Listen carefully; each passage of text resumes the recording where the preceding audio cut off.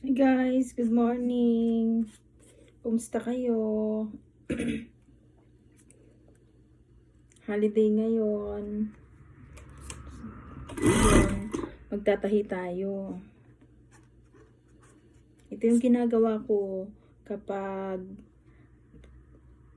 dadating ako galing trabaho. Nananahi ako dito sa bahay.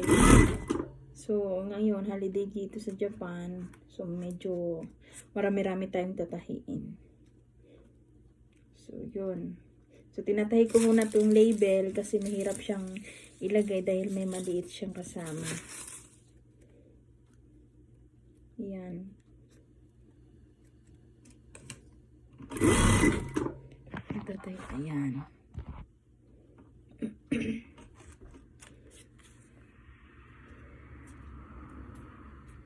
Meron kasi sa akin nagpapatahi dito sa bahay. So, kanila na yung mga materyales. Nagtatahi na lang.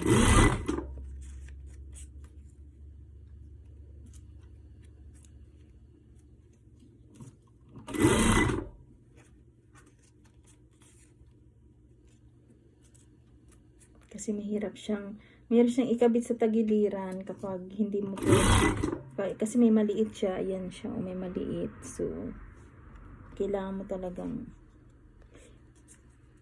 tatahiin muna bago mo maikabit.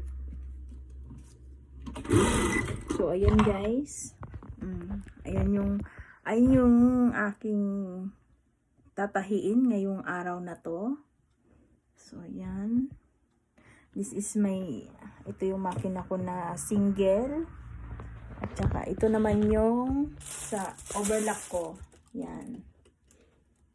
So, ito yun guys. Ito yung aking tinatahi.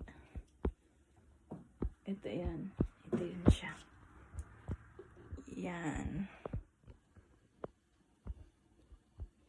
Yan. Marami to guys. So, yan. Ayan siya. So, kapag galing talaga ako ng trabaho, ang pasok kasi araw-araw ay 8 to 5. Kapag dadating ako dito, mga 5:30 or 5:20, nananahin na ako.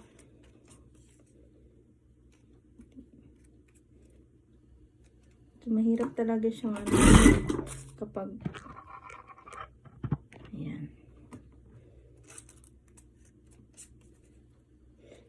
So, yung iba, akala nila kapag abroad ka, marami kang pera, mayaman ka, hindi nila alam.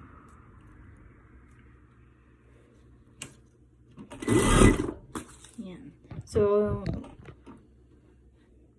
watch my YouTube channel guys. Please subscribe my YouTube channel.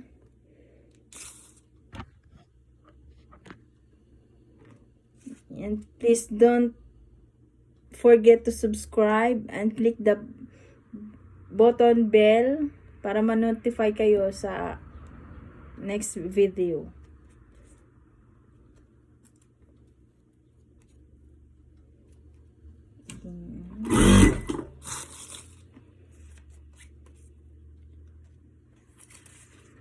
Tatahi-tahi tayo guys. Ito lang lagi pinagkakaabalahan ko dito sa Japan.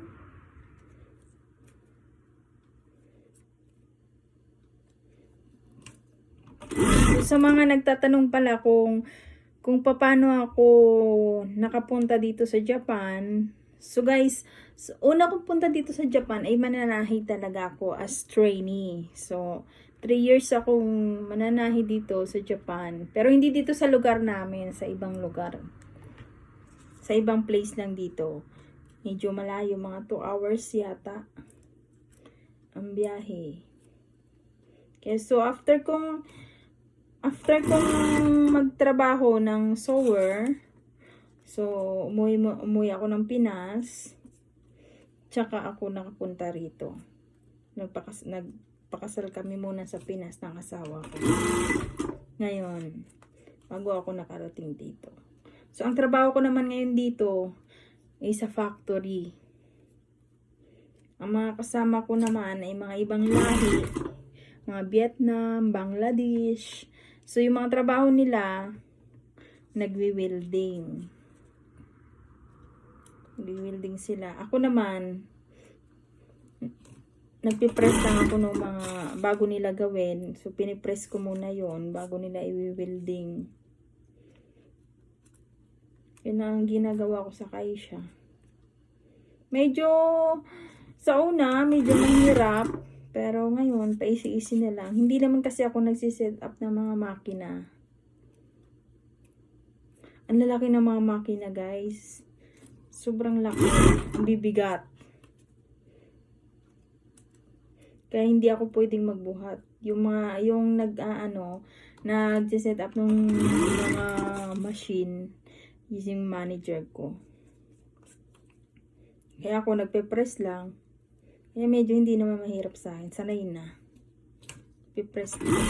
Kaya ito, nagsa-sideline ako dito sa bahay para extra income. Although ang sahod ko ay akin lang. Siyempre, kahit pa paano, para madagdagan din ang kita at makapagsuporta sa family, yun, medyo hindi naman to mahirap, guys, kasi mananahin na talaga ako. Hindi naman ako nahihirapan.